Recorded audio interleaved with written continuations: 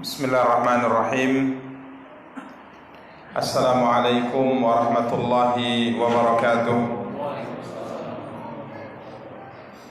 Innal hamdalillah nahmaduhu wa nasta'inuhu wa nastaghfiruh wa na'udzu billahi min shururi anfusina wa min sayyiati a'malina. May yahdihillahu fala mudilla lahu wa may yudlil fala hadiya lahu. Asyhadu an la ilaha illallah wahdahu la syarika lah wa asyhadu anna Muhammadan abduhu wa rasuluh sallallahu alaihi wa ala alihi wa ashabihi wa man sara ala nahjihi wa istanna bi sunnatihi ila yaumiddin wa sallama tasliman katsira, amma ba'du. Ikhwani wa akhawati kaum muslimin, kaum muslimat, rahimani wa rahimakumullahu jami'ah.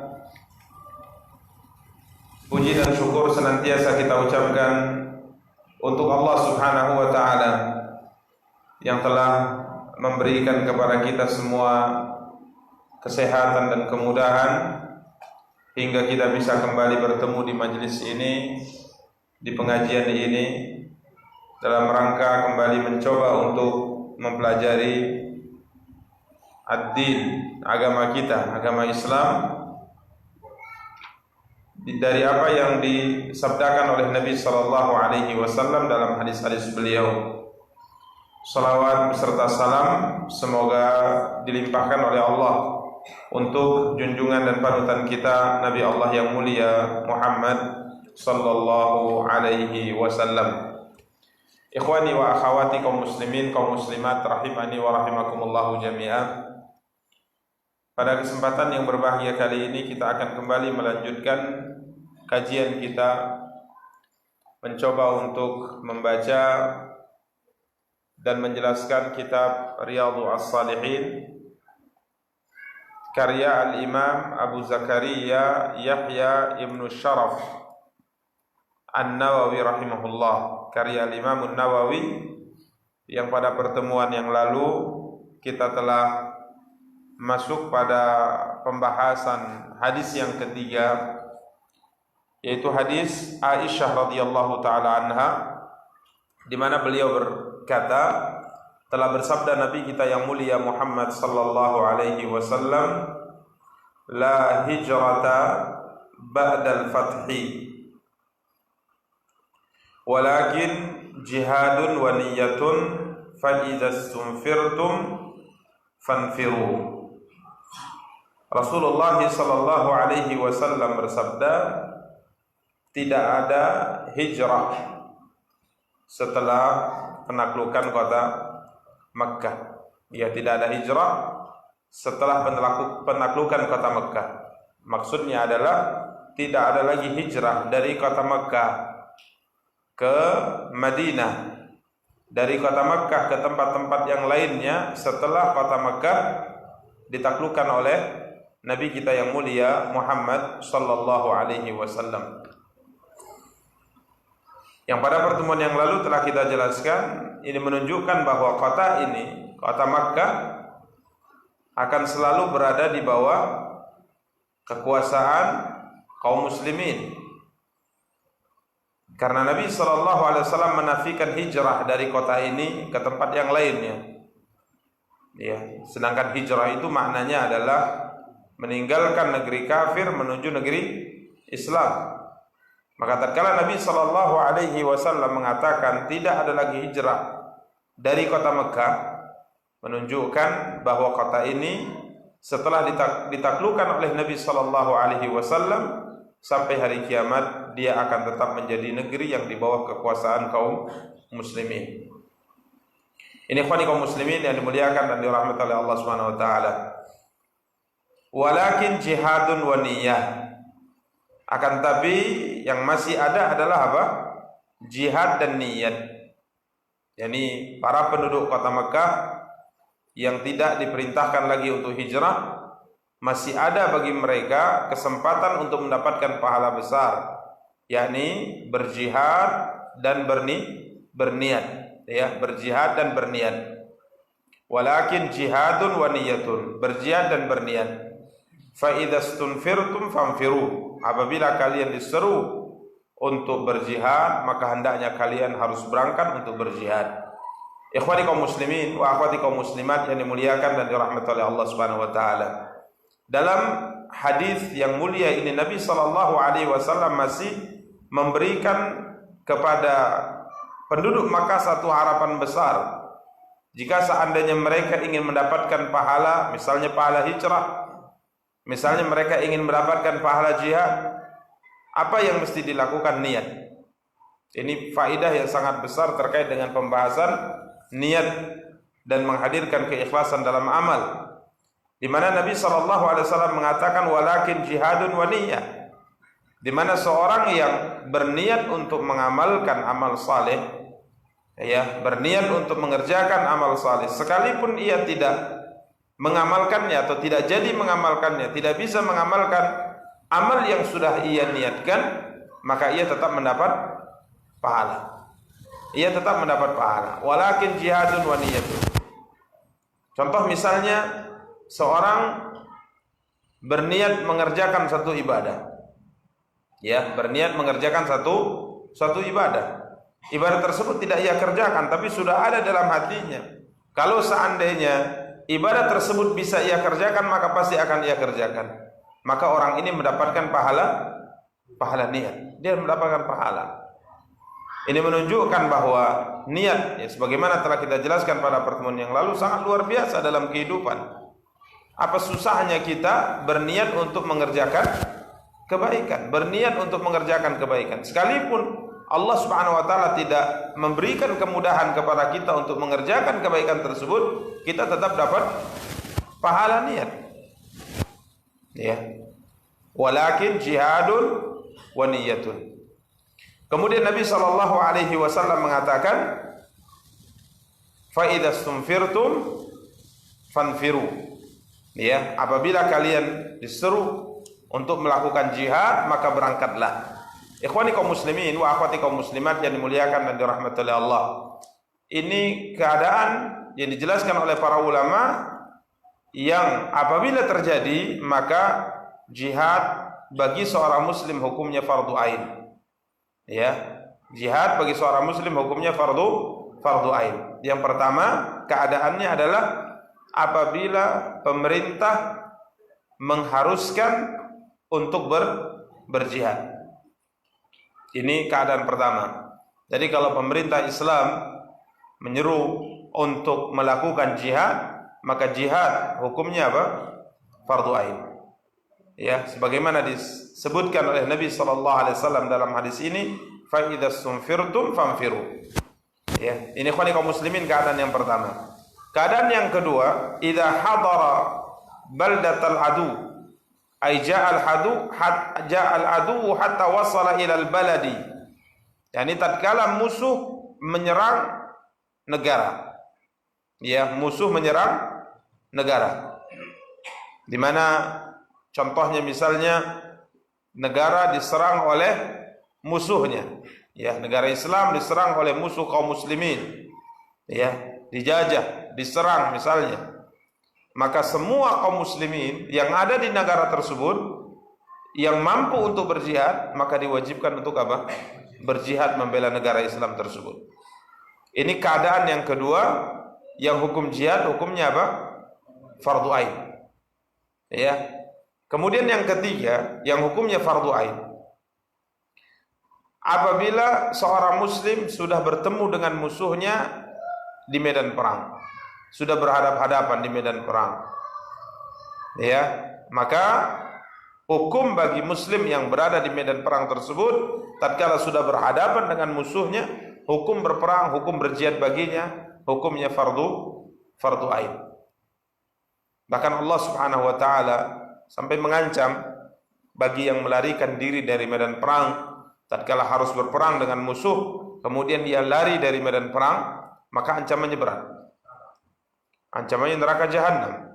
Allah Subhanahu wa taala mengatakan dalam Al-Qur'an surat Al-Anfal ayat 15 dan 16, ya ayyuhalladzina amanu idza laqitumul ladzina kafaru zahfan fala tuwalluhumul adbar.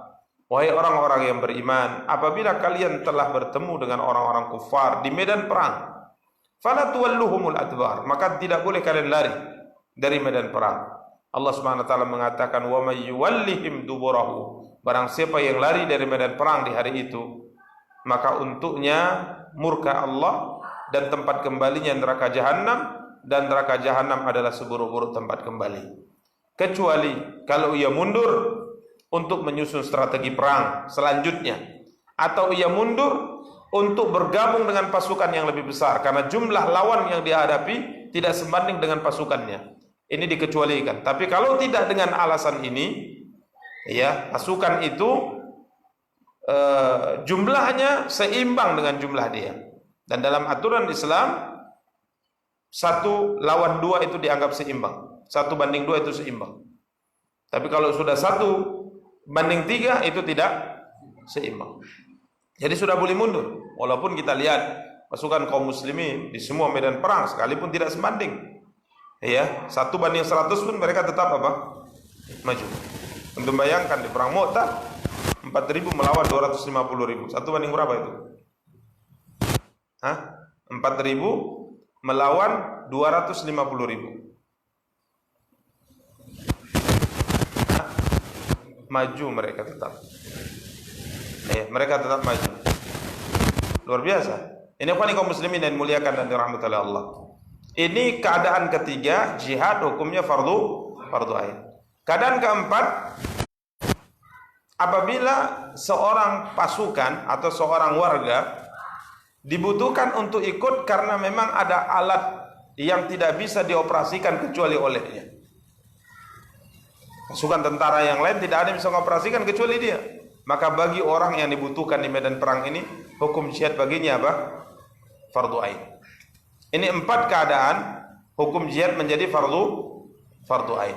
Ikhwani kaum muslimin yang dimuliakan dan dirahmati oleh Allah Subhanahu wa taala, dan perlu kita sampaikan bahwa hukum jihad dalam Islam tidak seperti yang kita dengar selama ini mungkin di media, dan kita tidak sama seperti yang dilakukan oleh sebagian kelompok dari kalangan kaum muslimin. Hukum jihad dalam Islam diatur dengan sedemikian rupa dan sangat indah, ya, sangat luar biasa. Ya, sampai-sampai Nabi kita yang mulia sallallahu alaihi wasallam membuat aturan jelas dalam berjihad. Ya, Nabi SAW memerintahkan kita untuk memerangi orang-orang yang memerangi kita. Ya, memerangi orang-orang yang memerangi kita. Dan ada aturan-aturan dalam hukum jihad yang telah ditetapkan dalam syariat. Contoh misalnya, Nabi kita yang mulia sallallahu alaihi wasallam melarang di medan perang membunuh wanita. Tidak boleh wanita dibunuh dalam jihad.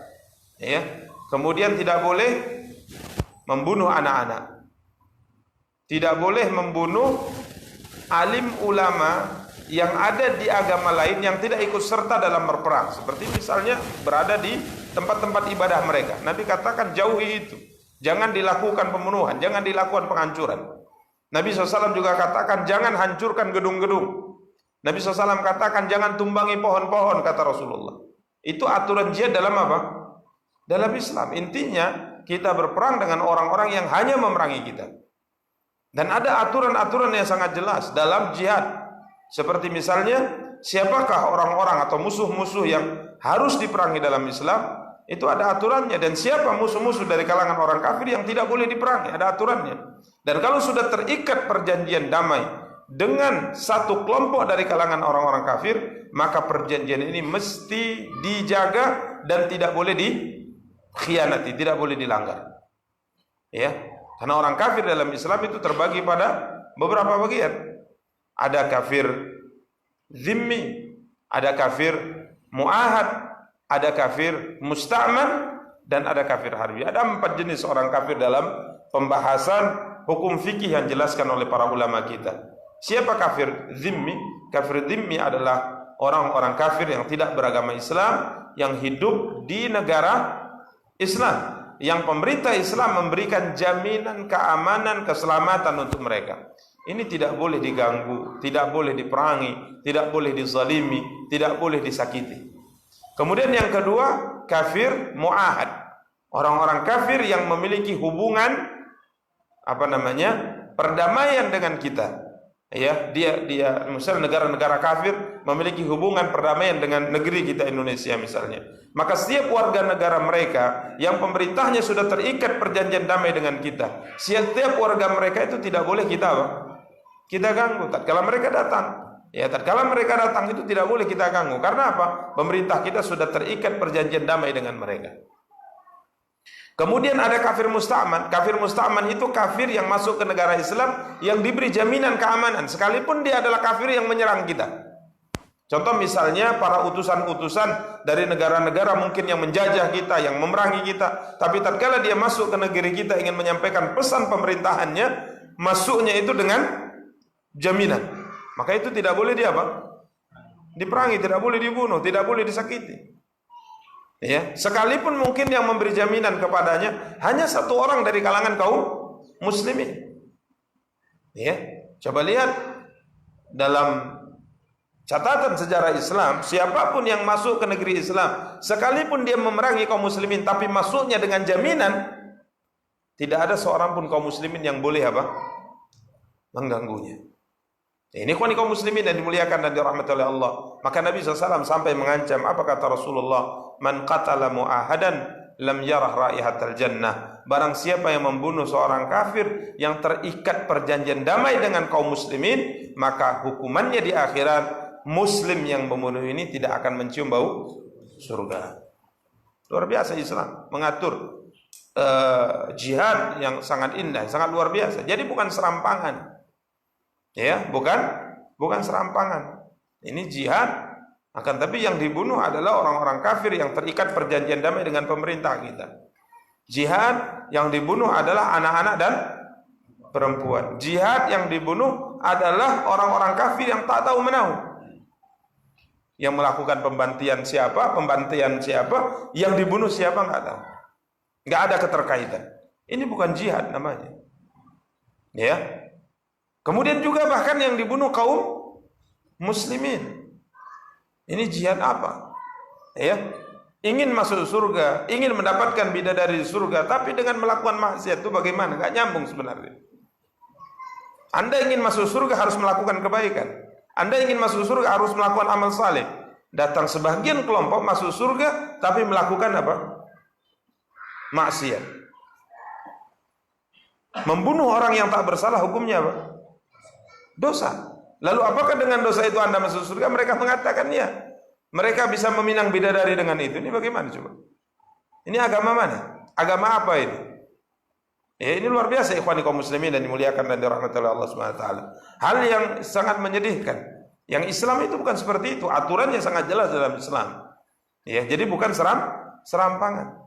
Dan tidak kita sampaikan juga bahwa kaum muslimin tidak perlu kemudian takut dengan istilah jihad. Akan tapi yang perlu diperhatikan adalah bagaimana jihad yang telah digariskan oleh Islam, bukan serampangan seperti itu. Maka perlu kita kembali kepada ajaran kita, kembali kepada agama kita, sehingga kita bisa melihat bagaimana keindahan agama Islam yang diatur oleh Allah Subhanahu wa taala. Ini ikhwani kaum muslimin yang dimuliakan dan dirahmati oleh Allah. Ini jihad. Dan siapapun di antara kita yang berniat untuk berjihad dengan niat yang tulus, maka Allah SWT akan tempatkan dia nanti di surga di kedudukan para syuhada, sekalipun ia mati di atas ranjangnya. Sekalipun ia mati di atas ranjangnya. Jadi mesti ada niat tulus dari hati kita ingin melakukan amal Islam yang paling besar ini. Mesti ada.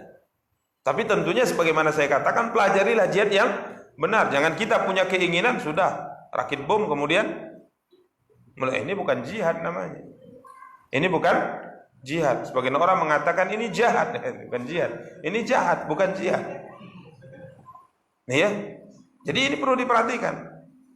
Jadi yang banyak terpengaruh dengan pemahaman yang tidak benar ini adalah orang yang tidak belajar gitu. anak-anak muda. Ya, saya katakan anak-anak muda bukan harus yang baru tamat SMA saja. Kadang-kala mungkin umur 35 tahun, 40 tahun itu masih dianggap muda. Intinya yang tidak memiliki dasar agama yang benar, bagaimana aturan jihad dalam Islam, dia tidak paham, tidak pernah belajar, tidak pernah mengaji dengan benar, dipengaruhi dengan pemikiran-pemikiran seperti ini, akhirnya dia salah langkah, salah jalan. Siapa pula di antara kita yang tidak mau masuk ke mana? Ke surga. Didoktrin untuk masuk surga dan dia tidak punya dasar agama yang benar. Apa yang terjadi? Ya sudah mudah ini, tinggal mati saja. Ya, ini mesti kita pahami bersama bahwa jihad ini adalah sesuatu yang sangat mulia. Maka tidak perlu takut dengan kalimat jihad, akan tapi belajarlah apa dan bagaimana sebenarnya aturan jihad dalam Islam. Nabi kita yang mulia sallallahu alaihi wasallam tatkala mendapati seorang wanita dan seorang anak terbunuh, Nabi marah besar. Nabi marah besar. Nabi mengatakan kalian ini tidak diperintahkan untuk membunuh yang seperti ini. Nabi marah besar kepada mereka. Ya, Nabi SAW larang, jangan potongi, jangan tumbang itu pohon-pohon. Jadi kalau terjadi perang misalnya ke satu daerah, ada pohon rambutan nggak boleh antum potongi. Ya, jadi kalaupun kita harus mengebom, bom tempat-tempat yang memang itu adalah markas-markas apa? Musuh-musuh yang benar-benar menyerang Islam dan kaum muslimin. Yang lainnya tidak boleh. Abu Bakar mengatakan tempat-tempat peribadatan seperti gereja dan tempat-tempat yang lain itu tidak boleh dirusak. Itu aturan Islam. Itu aturan Islam. Maka ikhwani kaum muslimin dan muliakan dan dirahmati Allah, ini ajaran agama kita yang sangat mulia yang dibawa oleh Nabi kita yang mulia SAW. Akan tapi tatkala kita tidak paham, akhirnya muncullah sebagian kelompok yang mendoktrin kita dengan doktrin yang tidak benar, akhirnya kita iakan. Masalahnya itu bukan benarnya yang disampaikan, akan tapi kita bodoh dari agama kita. Maka belajar bagaimana Islam itu. Belajar bagaimana Islam itu dari apa yang difirmankan oleh Allah dan disabdakan oleh Nabi kita yang mulia SAW. Bukan hanya bermodal semangat. Para ulama mengatakan semangat kalau tidak didasari ilmu yang terjadi adalah bencana. Kalau sekedar semangat antum tidak dasari semangat antum dengan ilmu, yang terjadi apa? Bencana. Yang terjadi bencana. Ya, ini semangat, yang penting masuk surga, yang penting bisa ketemu bidadari. Ya, ini musibah. Sebagaimana tersesatnya orang-orang Khawarij itu juga karena sekedar semangat tanpa didasari apa? Ilmu yang benar, sehingga mereka sesat. Ini ikhwani kaum muslimin wa akhwati kaum muslimat yang dimuliakan dan dirahmati oleh Allah Subhanahu wa taala. Ada sebagian orang mengatakan, kenapa Ustaz membahas ini? Padahal mereka juga punya niat untuk membela apa? Islam. Udah biarkan aja lah Ustaz. Yang penting niatnya bela Islam. Kita katakan kita dengan mereka permasalahannya bukan dalam niat. Bahkan mungkin niat mereka lebih tulus dalam membela Islam daripada kita mungkin. Akan tapi cara dalam membela Islam yang mereka lakukan bertentangan dengan Islam itu sendiri. Maka harus diluruskan. Masalah niat itu urusan orang dengan Tuhan, bukan urusan kita. Masalah niat antum ikhlas tidak ikhlas itu antum yang tahu dengan Allah sendiri. Ya, antum ingin membela Islam dengan baik dan benar itu urusan kita masing-masing. Tapi yang kita harus luruskan adalah cara di dalam membela Islam harus diluruskan. Mana Islam yang benar, mana Islam yang tidak benar. Jadi memang harus disampaikan. Ini ikhwani kaum muslimin yang dimuliakan dan dirahmati oleh Allah Subhanahu wa taala. Jadi Nabi SAW mengatakan walakin jihadun wa niyatun fa idza stunfirtum famfiru. Jadi kalau pemerintah mengibarkan bendera jihad, maka hukum jihad bagi masyarakatnya hukumnya apa? Fardu ain. Ya, hukum jihad hukumnya fardu ain. Ini ikhwani kaum muslimin wa akhwati kaum muslimat yang dimuliakan dan dirahmati oleh Allah. Kita masuk hadis yang keempat. An Abi Abdullah Jabir bin Abdullah Al-Ansari radhiyallahu anhuma qala kunna ma'an Nabi sallallahu alaihi wasallam fi ghazat. Abu Abdullah Jabir bin Abdullah Al-Ansari, Jabir bin Abdullah berkata, kunna ma'an Nabi sallallahu alaihi wasallam fi ghazatin. Kami bersama dengan Nabi sallam dalam satu perjalanan perang. Ya, dalam satu perjalanan perang. Ikhwani kaum muslimin dan dimuliakan dan dirahmati oleh Allah Subhanahu wa taala. Tentunya perjalanan perang berangkat meninggalkan tempat tinggalnya, berangkat jauh. Ya, seperti misalnya Nabi SAW dan kaum muslimin berangkat berjihad menuju Tabuk, tempat yang sangat jauh sekali. Ya, perjalanan pulang pergi 1 bulan. Jabir mengatakan, kami bersama dengan Nabi SAW dalam salah satu peperangan. Faqal, kemudian dalam perjalanan perang itu Nabi berkata kepada kami, Nabi bersabda kepada kami, Inna bil Madinati larijalan, sesungguhnya di kota Madinah, tempat kita yang kita tinggalkan itu, ada beberapa orang lelaki yang di sana mereka. Di Madinah, ada di Madinah. Beberapa orang lelaki di Madinah, masirtum masiran. Kalian tidak melakukan perjalanan di satu jalan. Wala qata'tum wadiyan, dan kalian tidak melewati satu lembah pun. Illa kanu ma'akum, kecuali mereka bersama dengan kalian. Kenapa? Karena habasahumul marad. Mereka terhalang tidak bisa ikut dengan kita karena sakit yang mereka derita. Dalam sebagian riwayat Nabi SAW mengatakan illa syarakukum fil ajr, kecuali mereka ikut serta, diikut sertakan dengan kalian dalam pahala. Nabi SAW mengatakan sesungguhnya ada beberapa orang lelaki di Madinah, kalian tidak menempuh satu jalan, kalian tidak melewati satu lembah, kecuali mereka tetap bersama kalian. Dalam riwayat lain Nabi SAW mengatakan mereka mendapatkan pahala sama seperti pahala kalian. Maka ada sebagian orang sahabat kala itu mengatakan, wahum bil Madinah ya Rasulullah, jasad mereka itu masih di Madinah ya Rasulullah. Kita sudah berpeluh-peluh ini, bersusah payah, mengorbankan harta dan jiwa kita, mengorbankan darah kita. Mereka tetap di Madinah, mereka dapat pahala sebagaimana kami dapat pahala. Nabi SAW mengatakan, na'am wahum bil Madinah. Iya, mereka di mana? Di Madinah. Mereka di rumah mereka sekarang, di tempat tinggal mereka, tempat tinggal kita di kota Madinah. Tapi mereka dapat apa? Pahala sebagaimana kalian dapat. Mereka orang-orang yang terhalang, tidak bisa ikut bersama dengan kalian karena penyakit yang mereka derita. Dalam riwayat Imam Bukhari dari hadis Anas, raja'na min ghazwati Tabuk. Kami pulang dari perang Tabuk. Ya, kami pulang dari perang Tabuk bersama dengan Nabi SAW. Kemudian Nabi SAW mengatakan, Inna aqwaman bil Madinati khalfana. Sesungguhnya beberapa orang di kota Madinah di belakang kita. Masalakna syi'ban wala wadiyan illa wahum ma'ana habasahumul udhr.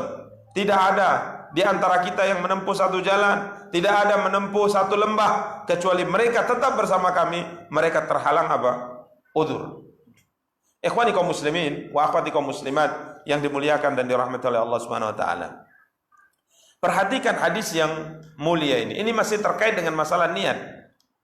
Di mana seorang apabila berniat mengerjakan amal saleh, akan tapi ia terhalang dengan sesuatu yang di luar kemampuannya, maka tetap akan dituliskan untuknya pahala apa yang ia niatkan. Ini bukan hanya dalam masalah jihad yang diceritakan oleh Nabi, dalam semua amal. Jadi kalau seandainya ada seorang hamba berniat melakukan amal saleh, kemudian tidak mampu melakukannya karena ada uzur di luar dari kemampuannya, maka tetap dituliskan pahala untuknya. Ikhwani kaum muslimin dan muliakan dan dirahmati oleh Allah Subhanahu wa taala. Contoh misalnya dalam hadis yang disabdakan Nabi SAW. Para sahabat berangkat meninggalkan kota Madinah untuk melakukan perang Tabuk bersama siapa? Rasulullah. Perang yang sangat terkenal. Karena perang itu dilakukan untuk melawan pasukan Romawi. Ya. Perjalanannya cukup jauh, cukup panjang dan dilakukan di musim panas.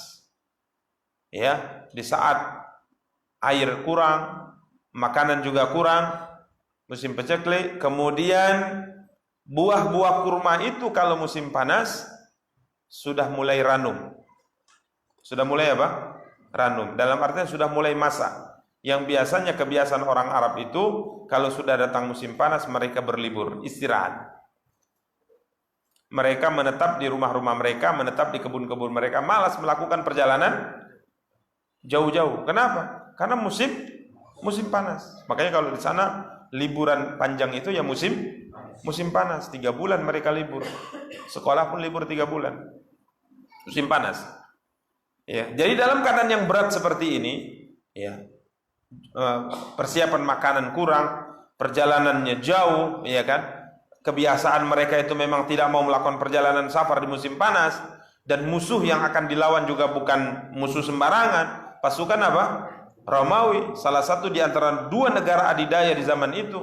Maka Nabi SAW jelaskan para sahabat kemana beliau akan pergi, siapa pasukan yang akan diserang.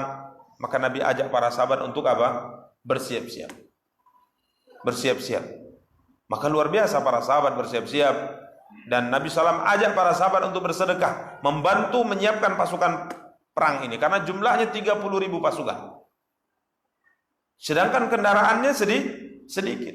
Sampai Nabi kita sendiri bergantian menaiki 1 ekor unta dengan 3 orang.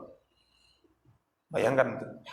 Perjalanan 1 bulan di musim panas, di tengah padang pasir, naik untanya bergantian. Nabi bergantian dengan 2 orang sahabat. Berarti kadang-kala Nabi naik, sahabatnya jalan, kadang-kala sahabatnya yang naik, Nabi jalan. Ini luar biasa di zaman itu ya. Karena memang kendaraan sangat sedikit kala itu. Maka para sahabat bersedekah, para sahabat berinfak. Ada yang berinfak cuma 1 genggam, ada berinfak sedang, ada berinfak banyak. Termasuk yang terbanyak berinfak adalah Utsman bin Affan radhiyallahu taala. Beliau berinfak luar biasa infaknya. Ya, sampai-sampai Nabi SAW melihatnya, Nabi menggelengkan kepala beliau alaihi salatu wasallam. Melihat infak yang sangat luar biasa yang diberikan siapa? Utsman bin Affan radhiyallahu taala, sampai Nabi mengatakan madarra Utsman ma'amila ba'dal yaum. Tidak ada hal yang bisa membahayakan Utsman setelah dia berbuat seperti ini di hari ini. Nah, ini luar biasa infaknya. 100 ekor kuda ya Rasulullah, lengkap dengan bekalnya dan lengkap dengan persenjataannya. Jadi tinggal pasukan itu tinggal naik saja sudah. Bekal pulang pergi ditanggung oleh Utsman, persenjataannya juga disiapkan oleh siapa? Utsman bin Affan. Sekian ekor unta ya Rasulullah. Sekian dinar, sekian dirham. Luar biasa Utsman bin Affan radhiyallahu taala. Ikhwani kaum muslimin, berangkatlah kaum muslimin kala itu. Dan ada orang-orang yang tidak bisa berangkat. Orang tidak bisa berangkat karena beberapa alasan. Ingin berangkat tapi tidak bisa berangkat. Di antaranya mungkin karena menderita apa? Sakit. Ya, ada sakit yang dia derita, tidak mungkin untuk berangkat. Ada juga karena tak punya modal. Mereka datang ini, beberapa orang datang kepada Rasulullah, diceritakan Allah dalam Al-Quran. Ya, mereka minta untuk diajak. Nabi mengatakan, la ajidu ma ahmilukum alaih. Aku tidak ada kendaraan yang bisa mengangkut kalian. Kan tak mungkin sejauh ini kalian akan berjalan. Modal tidak ada, makanan juga hanya terbatas. Kalau saya paksakan kalian berangkat, kalian akan naik apa? Akhirnya Nabi tolak, dengan halus Nabi tolak. Akhirnya mereka pulang dalam keadaan apa? Menitiskan air mata. Mereka menangis. Niat mereka ingin berangkat, tapi tidak mungkin untuk berangkat. Jadi niat untuk melakukan amal saleh, tapi terhalang karena sesuatu di luar dari batas kemampuan mereka. Ini kata Rasulullah dalam hadis ini, mereka tetap bersama dengan kalian, seakan-akan mereka berjalan dengan kalian. Jadi kalian melewati satu lembah, melewati satu jalan, seakan-akan mereka bersama dengan kalian, walaupun jasadnya di mana? Di Madinah, tetap dapat pahala. Maka ini subhanallah kaidahnya, kalau seandainya kita berniat melakukan amal saleh, kemudian terhalang mengerjakannya karena sesuatu hal, udzur tentunya bukan dibuat-buat, bukan keinginan kita untuk tidak mengerjakan. Kita sudah berniat, kiranya mungkin sakit, kiranya ada beberapa hal, pahala tetap dituliskan oleh Allah secara sempurna. Contoh, setiap malam Kamis ngaji. Misalnya setiap malam Kamis ngaji. Udah mau berangkat ini, sepeda motor sudah hidup, udah mengarah ke Masjid Polres. Datang telepon, ibu lagi nelpon, nah datang ke rumah, ibu ada keperluan dengan engkau, berangkat kita ke sana. Akhirnya lewat, selesai ngomong dengan ibu sampai adzan Isya, lewatlah pengajian malam Kamis. Dapat pahala nggak? Dapat pahala. Karena apa? Karena memang dia sudah berniat untuk berangkat. Dan lebih menakjubkan lagi, para ulama membaginya dua. Pertama, kalau memang kebiasaannya adalah mengaji di malam Kamis, maka bukan hanya pahala niat yang didapat orang ini, tapi pahala niat dan pahala amal sempurna dapat. Kalau memang kebiasaannya, adat istiadatnya setiap malam Kamis selalu apa? Mengaji. Tapi kalau memang itu niatnya yang pertama kali, sebelumnya nggak pernah ngaji, ya di malam Kamis nggak pernah ngaji, tempat lain sering, tapi di malam Kamis tidak pernah hadir. Tapi malam hari itu, sore itu dia niat, belajarlah, ngajilah sesekali. Kiranya sudah menyiapkan segalanya, kendaraan sudah dihidupkan, ada panggilan tadi. Akhirnya dia batal malam itu berangkat. Maka Nabi SAW katakan pahala sama, tapi untuk orang yang bukan kebiasaan ini, pahala niat secara sempurna dia dapat, tapi kalau pahala amal tidak dapat. Ini ikhwani, wa akhwati kaum muslimin, kaum muslimat yang dimuliakan dan dirahmati oleh Allah. Kita contohkan dengan yang lain. Seorang biasa puasa Senin dan Kamis. Biasa. Setiap Senin Kamis puasa, setiap Senin Kamis puasa. Ya, kiranya pada hari Senin dia sakit. Malamnya dia demam. Sehingga tidak bisa dia untuk mengerjakan puasa besoknya. Subuhnya masih demam, akhirnya dia enggak puasalah karena masih sakit. Dapat enggak pahala puasa Senin di hari itu? Dapat puasanya, dapat pahala niatnya, dapat pahala amal puasa juga dapat. Karena memang kebiasaannya mengerjakan apa? Senin Kamis, puasa Senin Kamis. Tapi kalau seandainya selama ini mungkin tidak biasa dia mengerjakannya, hari itu entah kenapa, ya, dia berniat untuk puasa Senin Kamis, kiranya malamnya sakit, padahal udah niat nih, puasalah besok, qadarullah malamnya sakit, sehingga tidak bisa mengerjakan puasa itu, dia dapat pahala niat secara sempurna, tapi pahala amalnya tidak dapat. Makanya kaum muslimin dan muliakan dan dirahmati oleh Allah, ini luar biasa kedudukan niat. Sekedar berniat kita sudah dapat apa? Pahala. Ya, ikhwani kaum muslimin dan muliakan dan dirahmati oleh Allah, Nabi kita yang mulia sallallahu alaihi wasallam bersabda,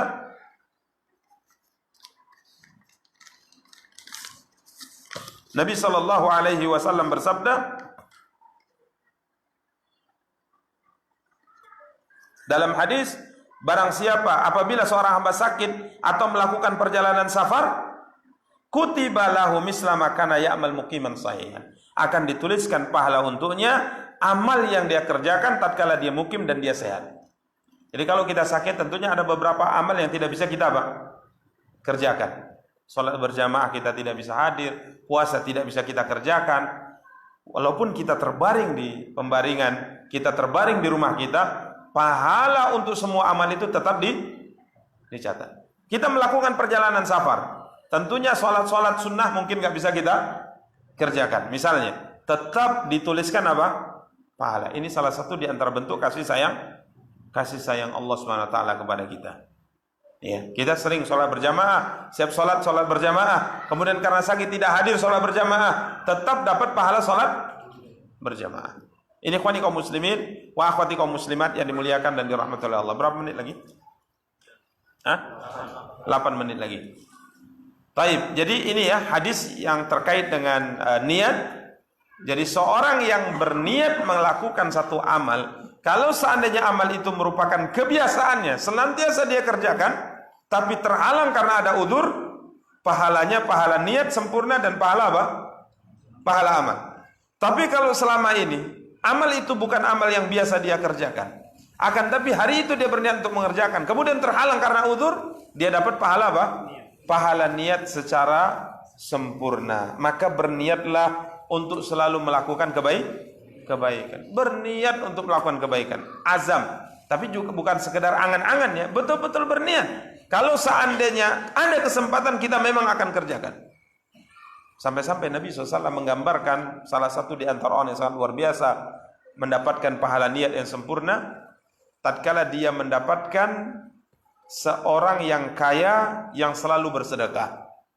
Dia dapatkan seorang yang berilmu selalu mengajarkan apa? Ilmunya.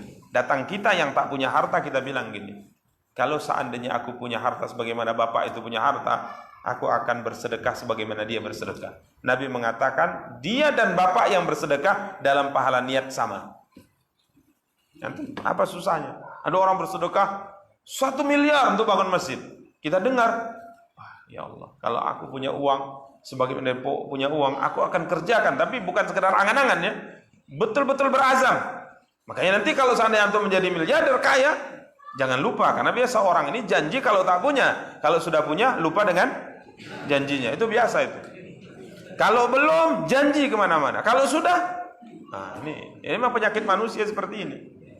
Penyakit manusia itu seperti ini. Dan kita termasuk manusia, berarti penyakit kita juga gitu lah. Ya kita tidak nuduh antum, tapi menuduh diri kita. Memang penyakit kita seperti itu. Kalau belum ada, angan-angannya besar, janjinya banyak. Ya, kalau sudah ada, sudah menjadi kenyataan, lupa semuanya. Ini memang manusia seperti itu. Maka kadang-kala dulu sebelum menikah dengan istri kita banyak kali janji kita kan. Setelah menikah lupa semua kan gitu. Ini memang penyakit manusia seperti ini. Ya makanya ikhwan, satu hal yang hendaknya kita camkan ya, satu hal yang kita camkan, coba berusaha selalu berniat. Ada orang bersedekah, ada orang membela, membantu orang miskin. Niat, kalau saya punya, sebagaimana saya punya, saya akan lakukan. Maka Nabi SAW katakan, fahuma fil ajri sawa. Dalam pahala niat sama orang ini, tapi pahala amal tentunya tidak. Begitu juga kalau kita dapati seorang yang hafal Quran, seorang yang punya ilmu, diajarkan ilmunya siang dan malam, dia baca Quran siang dan malam, sedangkan kita tak punya ilmu, maka kita mengatakan apa? Kalau aku memiliki kelebihan yang dimiliki oleh si fulan, saya akan lakukan sebagaimana yang dia lakukan. Nabi mengatakan pahala mereka berdua dalam niat sama. Sebaliknya hati-hati berniat keburukan. Nabi gambarkan juga. Ya, tatkala ada seorang punya harta, dia hambur-hamburkan hartanya. Dia gunakan hartanya untuk keburukan, dia gunakan hartanya untuk maksiat. Kita melihatnya, kita berangan-angan juga. Kita bilang apa? Kalau aku punya harta sebagaimana dia punya, aku akan lakukan sebagaimana dia lakukan. Nabi mengatakan fahuma fil wizri sawa. Dia dan pelaku dalam dosa niat sama. Ya, hati-hati. Hati-hati, jangan berniat melakukan keburukan. Ya. Ini ikhwani kaum muslimin yang dimuliakan dan dirahmati oleh Allah Subhanahu wa taala, yang dapat kita sampaikan pada kesempatan yang berbahagia kali ini. Semoga Allah Subhanahu wa taala mudahkan kita untuk bisa memperbanyak berniat di dalam melakukan kebaikan-kebaikan sehingga kita bisa mendapatkan pahala sebanyak-banyaknya di sisi Allah Subhanahu wa taala. Wallahu taala alam. Kita berikan kesempatan beberapa pertanyaan mungkin bisa kita jawab. Pertama, bagaimana cara menghilangkan kecemasan yang berlebihan karena takut akan kematian? Takut mati fitrah. Ya, jadi kalau ada orang yang tidak takut mati, ini sudah luar biasa ini. Semua orang takut mati. Kapan seorang muslim tidak takut mati? Kalau ia sudah akan mati. Tatkala dia sudah melihat malaikat hadir di sisinya dan memberi kabar gembira kepadanya, baru dia tak takut mati. Kalau masih normal seperti kita mesti takut mati, karena kita nggak tahu di surga atau neraka. Kalau sudah antum melihat malaikat, kemudian malaikat mengatakan, fulan, engkau akan kembali ke rahmat Allah, engkau akan masuk surga, Allah akan ridho kepadamu, baru hilang dari dada kita takut apa? Mati. Kalau itu bingung, ya Allah cepatlah bertemu dengan cepatlah mati. Kalau sekarang yakin semua yang duduk ini semua takut mati semuanya. Ada yang nggak takut mati? Tunjuk tangan. Itu fitrah. Makanya Aisyah radhiyallahu taala anha tatkala Nabi SAW mengatakan, barang siapa yang benci bertemu dengan Allah, maka Allah benci bertemu dengannya.